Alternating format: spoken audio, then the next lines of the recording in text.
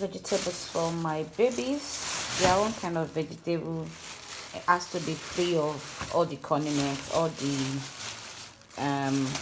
more stockfish, because they won't be able to eat it. So it's just boiled fish I use to make their own vegetables. So this is ugu, and I think I got some butter leaf too to add to it, just to make it tasty. So I'm going to be making their vegetable for them today, at least to last them for a week.